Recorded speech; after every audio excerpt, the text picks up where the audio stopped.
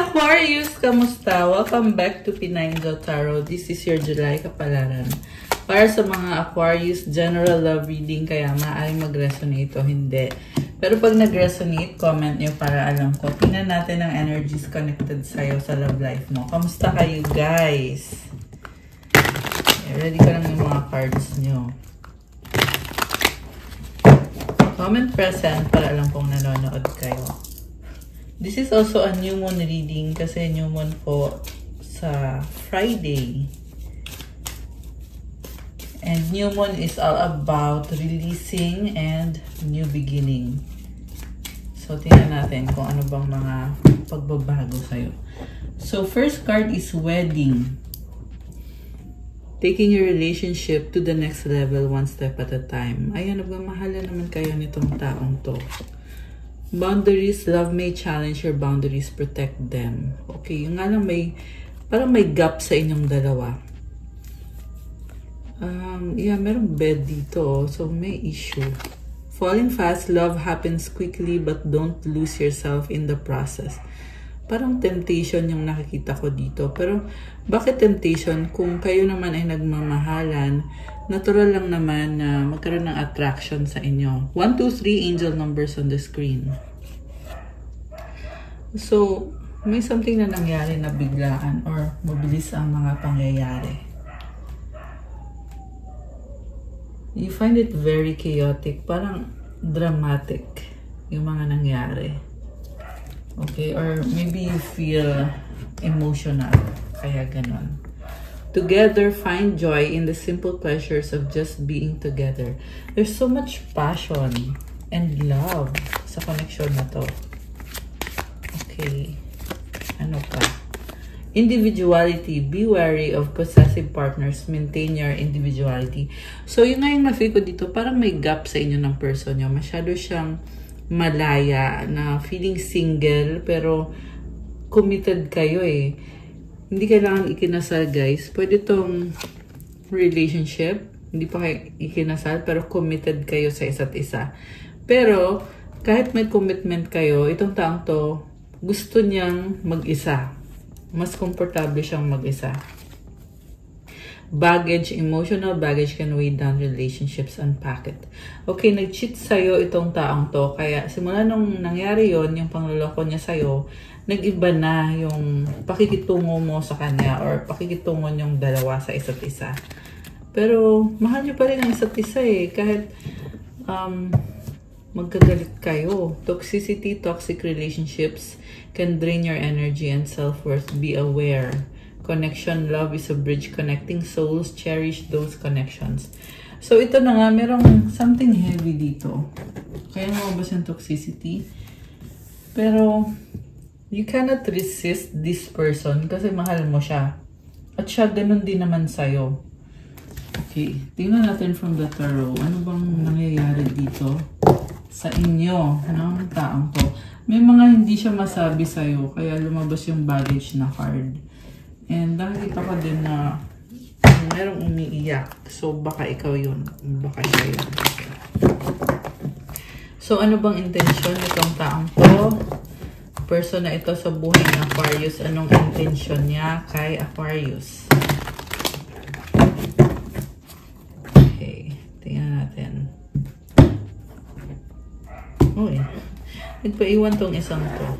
Okay. We have 7 of Pentacles. May garden, oh. Okay, so, ang focus niya, una sa lahat, parang hindi kayo okay, pero connected kayo through work or money. Okay. What causes this person is the Knight of Pentacles. Parang hindi kayo nagpapansinan itong taong to. Ano nangyayari dito? Okay. What lies above is 10 of Wands. Controlling siya. Manipulative. Gusto niya siya lang yung tama. Siya lang yung nasusunod. May gap na talaga sa inyo. Pero, nakikita ko naman dito, parang iba yung priority niya. Pero gusto ka niya. Gusto niyang mag-work out yung connection niya or gusto niyang makipag-ayos sa'yo. Kaso lang, nakikita mo sa kanya na hindi ikaw yung priority. Kaya, yun yung kinakalangkot mo dito. Yun yung problem. Also, itong person na to, may burden siya. Hindi kailangan sa'yo. Hindi lang sa connection nyo yung burden niya, but overall sa buhay niya. Parang ang dami niyang problema. Parang pasan niya yung mga problema niya. Oh, the devil. Oh my gosh. Ayoko makita yung cards na yan. Kasi, ano nangyayari sa person mo? Bakit hindi maganda yung energy niya? Nalulungto sa mga masasamang bisyo. Merong babaero dito, guys. Ayan, may babaero. So, 6 of Wands. And the recent past is the Star. Okay. So, dumating sa point na nagkaayos kayo, pero ngayon, wala na naman. And then, umaasa siya na magiging okay ang lahat kasi andyan naman siya para sa'yo. Supportive energy is the Tower. Chaotic talaga. Hindi talaga kayo okay. May pag-aaway. And, tingin niya sa'yo is 4 of Pentacles. Ang tingin niya sa'yo, ayaw mo na sa kanya pero napipilitan ka na lang. Okay. Hindi maganda din yung energy mo dito. So, the mutual energy is the 4 of Swords and the outcome is 3 of Wands. Okay, this is a third party situation. Sa bottom of the deck, overall energy is the Hermit. Marami siyang struggle sa buhay. Nasanay siya na mag-isa lang siya. So, hindi niya openly sinasabi yung mga iniisip niya, yung nararamdaman niya, kung ano yung gusto niya. At masikreto, malihim. May mga ibang tao sa paligid niya na tinitingnan niya. Defensive siya, kaya ang nakita ko dito, takot naman siya sa'yo eh. Takot siya sa'yo kung anong iisipin mo tungkol sa kanya or sasabihin mo. Pero, mahinang loob nitong taong to. Ayan. And I feel like marami siyang issue na hindi kino-confront, kaya siya nagkakaganyan. Marami siyang mga addictions. Okay. Parang gusto lang niya masayang buhay. Marami siyang pangarap, pero nababagalan siya. Lalo na yung sa trabaho niya or sa pera. Parang feeling niya ang bagal. Okay. Ano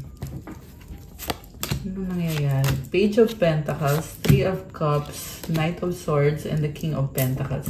Okay, may anak kayo or may mga tao sa paligid at parang napipressure siya sa responsibilidad niya. Feel niya na kinokontrol siya. Kailangan niyang sumunod. And hindi siya masaya sa totoo lang.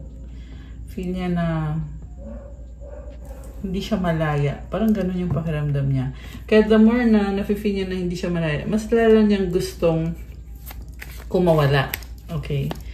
Or mas lalo niyang gustong umalis sa isang sitwasyon. So, pwede din to guys na may din siyang karmic connection at may anak. Kaya siya kinokontrol nitong si karmic connection. Okay, ano bang nararamdaman niya sa'yo? Feel niya na ayaw mo na sa kanya pero napipilitan ka na lang. Okay. Ano ba? Ano pa bang nararamdaman nitong taong to? 2 of Swords. Gusto niyang makipag-usap sa'yo, pero natatakot siya. King of Rods. Kasi, oh my gosh. Very, napaka-player nitong taong to. Temperance. So, gusto niyang kumonek sa'yo, pero inisip din niya na baka galit ka sa kanya, kaya wag na lang muna, saka na lang. Pero gusto pa rin niya. Andun yung kagustuhan niya talaga. Also, busy siya. Marami siyang ibang kausap. 8 of Swords. Hindi naman siya masaya sa kausap niya. Na-trap siya. Okay? So, 10 of Pentacles sa bottom of the deck. Merong bahay. Ayan, something connected sa pera. Kaya siya na-trap sa ibang sitwasyon. Ayan, may dalawang babaeng ka-deal. Queen of Pentacles and Queen of Cups. 6 of Cups. Masyadong mabait itong taong to, kaya siya kinokontrol nitong other person. Karmic connection. Alam mo, nakikita ko dito, ikaw yung mahal niya talaga. May kadi siyang ibang tao. Pero, andun siya. Ikaw yung mahal niya eh. And also, parang hindi sila compatible. Meron ditong Earth sign, Capricorn, Taurus, Virgo, Water sign, Cancer, Pisces, Scorpio. Ayan. Although this can be any sign, malakas din dito ang fire sign. Baka ang kadil mo ay fire sign, Aries, Leo, Sagittarius, Earth sign, Capricorn, Taurus, Virgo. May konting air signs, Gemini, Libra, Aquarius. Okay. So, okay. Ngayon nakikita ko dito, gusto niyang makipag-usap sa'yo. Something connected sa anak. Ayan, merong anak dito. And also something connected sa pera na merong nagtutulungan kayo. The lovers. In love siya sa'yo. Ayan, takpan natin. Kasi walang suot yung nasa picture. 11-11! Oh my gosh! Guys. Alam mo, itong taong to, hindi maganda yung naging past niya. Pero sa present, nakikita ko, sobra kanyang mahal at masaya siya sa'yo. The Fool is here. Gusto niya magkaroon ng bagong simula. Gusto niya mag-take a risk. Pero for some reason, may ino-overthink siya. Ano yun? 9 of Swords. Judgment. Baka mahusgahan daw siya. Anong sasabihin tungkol sa kanya. Kaya, nananahimik na lang siya. Mas pinipili na lang niyang mag-isa. The Moon. Pero nag-iisip to. Sobra kang iniisip. Page of Pentacles and the 6 of Swords. Umiiwas siya. Okay? Hindi niya kayang humarap sa o hindi niya kayang makipag-usap. Hindi niya kayang isang confrontation. Okay. 3 of Pentacles, Ace of Swords, Knight of Rods. Oh, okay. Oh my gosh. Okay, una sa lahat, gusto niyang kumonek sa'yo. Pero, focus siya sa trabaho niya. Meron ding nag-aaral dito, guys. Nakafocus siya sa trabaho niya. And, ginagawa niya yung best niya. Pwede din ikaw to. Nakikita ko dito. Ini-enjoy mo naman yung ginagawa mo. And you are strong. Sabi dito, when it comes sa trabaho, you are competitive and you are strong. Nga lang sa love, nagtitiis ka. Parang feeling mo talo ka sa sitwasyon. Also, nakita ko din dito, mahal ka ng person mo. Yung nga lang ma-pride siya. 303 angel numbers on the screen. So, yan yung problem dito. Kasi ma-pride siya, pero secretly, nakakaramdam siya ng pagmamahal sa'yo. Okay. Meron naka-black eh. 9 of Wands and the 4 of Cups. Okay. Or ito ay pag-uusap na hindi masaya. Hindi masayang pag-uusap. Medyo toxic, no? Merong toxic na energy. 333 angel numbers on the screen. Oh my gosh, grabe. Ang daming synchronicities. Feel niya galit ka sa kanya. And nandito si Knight of Cups. Gusto niyang patawarin mo siya sa nagawa niyang kasalanan sa'yo. Kasi gusto ka niya, ikaw yung wish fulfillment niya. Ikaw yung gusto niyang makasama, makakonect. 2 of Wands. Pabago-bago lang siya eh. Very ano siya. Parang natatakot. Baka may kadikang Sagittarius, Water sign, Cancer, Pisces, Scorpio. Ayan, yan yung mga strong na signs dito. So far. Okay. Oh my gosh. Alam mo, may ibang gusto itong taong to. Ayan. Remember guys, hindi ito sa lahat magre-resonate. Okay? Pero ang nakita ko dito, may water sign na may iba siyang mahal. At tinatago niya sa'yo. Alam ko masakit yun pakinggan. Pero yun yung nakikita ko dito. So, hindi ito sa lahat magre-resonate. Okay? Siguro nga, may time na nakafocus siya sa'yo kasi mahal ka niya. Tapos may time na naalala niya yung isang person na mahal din niya.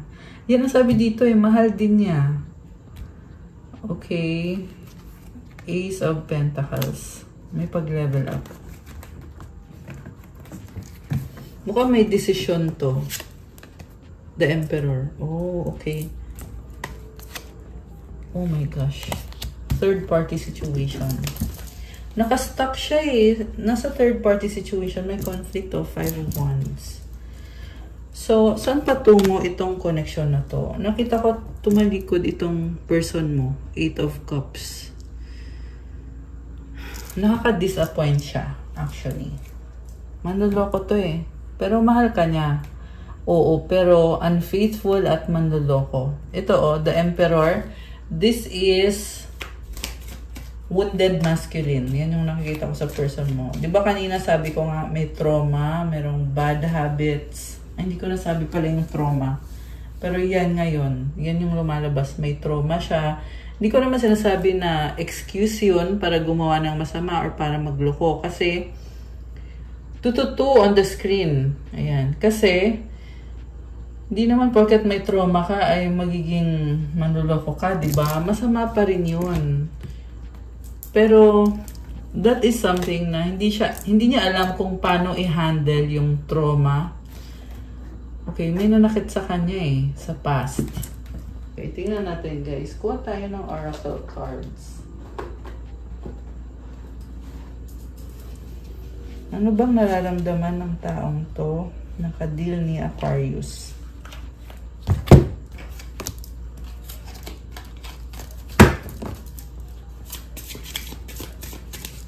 Anong nararamdaman itong taong to?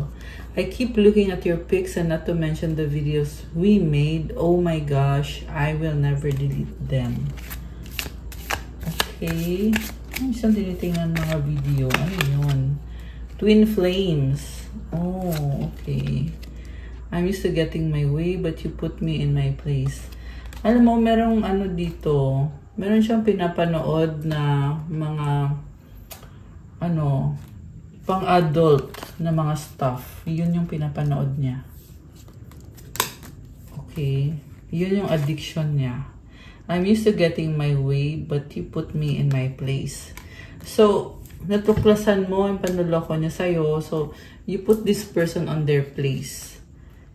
I'm starting to panic. It's been so long since I've seen or heard your voice. Okay, umiiwas ka sa kanya or hindi mo siya kinakausap. Obsessed siya sa'yo. Gusto ka niyang nakikita, nakakasama. Kahit naman hindi niya alam kung paano ka mahalin or paano ka tratuhin ng tama.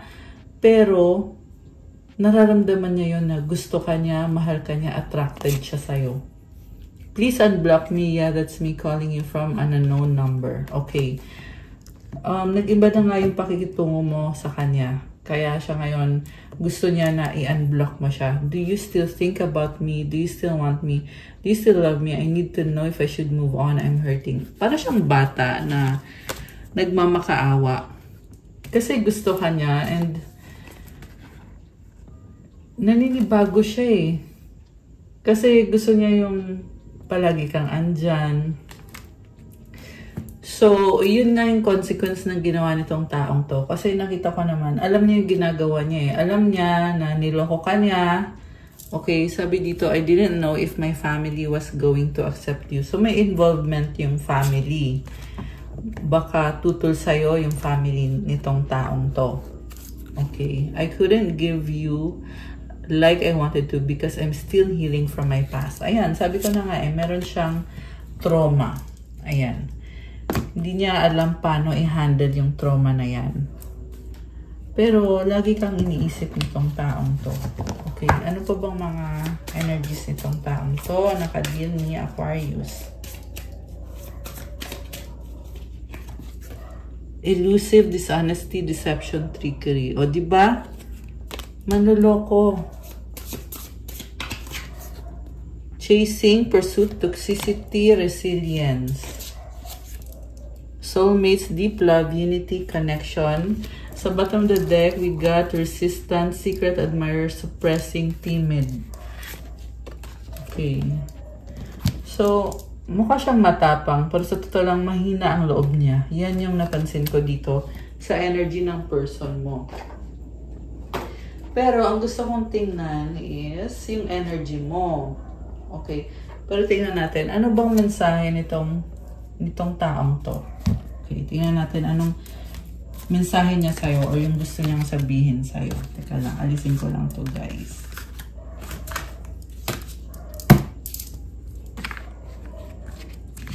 Okay, sige, dyan na muna yung iba. So, anong gustong sabihin sa'yo nitong taong ka-deal mo? Teka lang. Anong gusto niyang sabihin sa'yo? Nagmamadali, trying hard. I need you. Parang controlling siya, no? Moving on by. Okay. Tapang. Ang tapang nitong taong kadil mo. It's complicated options. Ito na nga yung problema. Kasi may iba siyang options. Nakakaloka siya. Okay. Baby. Okay, may baby kayo. Romance, passion, selos, insecure. So, andyan pa rin yung attraction. Pero wala nang trust eh. May selos, may insecurity. Ikaw pa rin, I still love you. Okay. I miss you. Oh my gosh. Sana nga mag-heal na tong person na to. Obsessed. Ayaw, ayoko. Nanonood, stalking you. Sexy. Oh, diba? Sabi ko na eh, yung pinapanood niya, something about mga adult stuff. Ganun. Flirting, malandi. Oh my goodness. Please forgive me, sorry. Secrets, nagtatago. Okay, ang dami niyang tinatago sa'yo.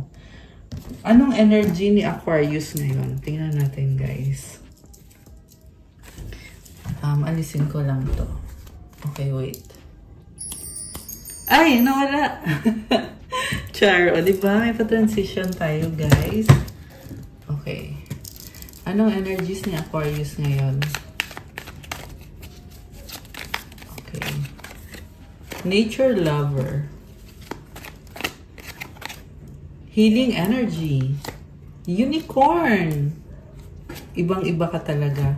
You have divine light and sacral chakra. Okay, so yeah, you have unicorn. Ibig sabihin, yeah, like I said, ibang-iba ka. You are very talented, gifted, unique. You know the truth. Oh my gosh.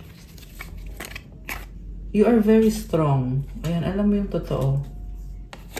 Success! Ayan guys, may success. Ano pa? Third eye chakra. Ayan, matalas ang intuition mo. 44-44. Okay, ano pa? Crystals! Oh my gosh! Nahilig ka sa crystals. Kung wala ka pang crystals, kailangan mo yan. Aquarius is actually a very spiritual sign. Kaya, yung crystals ay talagang i-epic yan sa'yo. Malaking tulong talaga yan sa'yo, guys. Sa inyong mga Aquarius. Kaya, message nyo ako. Okay? Yung mga crystals, pag sa akin kayo nag-avail, meron tong kasamang special mantras tsaka special prayers to really enhance the benefits na galing sa crystals. 23-23. Okay. Ano pa? Akashic Records. Okay, so something about your past life na ayan. Pwede yan, may alam ka about sa past life mo or sa Akashic Records mo. God is with you. I love that. So nice. Cleansing energy. Salve Regina. Okay, this is Mama Mary. Okay. One more message. 11-11. Oh my gosh. Kanina nakita ko din yung 11-11. Last one. Angels. Wow, guys. You have your angels with you. Okay. So, anong advice sa ating mga Aquarius? Kuha tayo ng card from the 108 Tips for Life. Okay. Anong advice para sa'yo? Isa lang. Ang dami nun eh. Ito. In this world, everything is mine, yet nothing is mine. Cherish what comes to us and wish others well if it goes to them. Opportunity always come to those who cherish their blessings and are willing to develop good affinities. Grabe. So, yung mga pagmamayari mo daw, cherish mo daw yan. Oh, okay. It's all about material na blessing. So, it's good daw if meron kang material na blessing, pero maging masaya ka din sa iba kung meron sila nun. At pag alam mo daw kung paano alagaan yung mga blessings mo, palagi ka daw magkakaroon ng opportunity. Ibig sabihin, yung mga blessings mo, kailangan i-cherish mo, alagaan mo, i-appreciate mo. Kasi magkakaroon ka daw ng maraming blessings. Wow naman. Okay. Saka magkakaroon ka din doon ng mga connection or yung mga taong tutulong sa'yo. Okay, ito. Happiness is in the here and now. Experience your happiness and think well of it. Wow! So, i-experience mo daw ngayon yung saya at be positive about it. Wow, nice naman ito. Parang ini-enjoy mo lang yung life mo. It's a blessing for you. The last one, there are 4 types of friends. One like flowers, one like scales, one like mountains, one like the earth. Do not hold grudges against your friends. Friends are direct. Friends forgive and friends listen well. Grabe ah. Iba-iba daw ng klase ng mga kaibigan. Huwag ka daw magalit sa kanila. Huwag ka daw maging kim-kim ng galit sa kanila. Kasi don't hold grudges daw eh. Okay. So, siguro, yeah, iba-ibang mga friends ang meron ka. Parang yan yung message dito. One more. Do not take troubles of personal relations to your heart and never bring your unhappiness and resentment into tomorrow. Okay, kung may problem daw, wag daw seryosohin at wag daw dalhin kumbaga, let go mo lang. Kung ano yung problem, kung ano yung something na hindi ka masaya, huwag mo daw baunin. Kailangan kalimutan, hayaan mo lang at i-release mo siya, i-let go mo siya. Sabi ko nga kanina, new moon tayo sa Friday, kaya it's a time for releasing, letting go, para makapasok yung blessings at yung bagong simula. Okay, isa pang advice card. Galing naman sa angels mo. Okay, anong mga mensahe galing sa angels ni Aquarius? 888, oh my gosh, abundance. Blessings are here and more are on the way. Let yourself feel the abundant flow of prosperity that is all around you. As you stand on your highest self, you attract all that you once were seeking. Giving is always the doorway to success. Grabe, ang daming blessings. Money is coming in. So, i-enjoy mo daw yan. Tsaka yung pagtutulong mo daw sa ibang tao, nagbubukas ng pintuan yan para ikaw ay magkaroon ng success. Ito yun o, lumabas ng success kanina. Ayan. Kaya i-claim nyo tong energies na to, guys. Comment, claim abundance and claim success. Comment 888 to claim this beautiful energy. Affirmation, the more good I do in the world, the more abundant my life grows. I radiate an energy of loving kindness. So, kapag ikaw ay gumagawa ng kabutihan sa mundo, lalo din gumaganda yung buhay mo. Ang ganda ng energy mo. You have loving kindness. Oh, nice naman. Ayan. Okay, guys. That's all for your July Kapalaran, Aquarius. Thank you for watching. Palike po ng video. And I just saw 333 angel numbers on the screen, and it symbolizes prosperity and abundance. I love it for you guys. So, mag-like kayo dyan. Comment nyo kung nag-resonate ba. Kung hindi nag-resonate, okay lang, i-comment nyo pa rin. Subscribe, hit the notification bell. Kung kailangan nyo ng gabay, pwede kayong magpa-private reading. Message nyo ako sa Viber or sa WhatsApp. Nasa description box po yung details. Tingnan nyo po dyan. And check out my Instagram if you want to start your crystals journey. May mga crystal bracelets, marami at iba-iba din yung benefits. Like I said, it's infused with special prayers and mantras and yung specific intentions mo. So, tingnan nyo na lang po doon at i-message nyo ako. Thank you, Aquarius! I'll see you again soon, guys. Have a good day or night. God bless you all. Stay safe. Love you guys. Bye!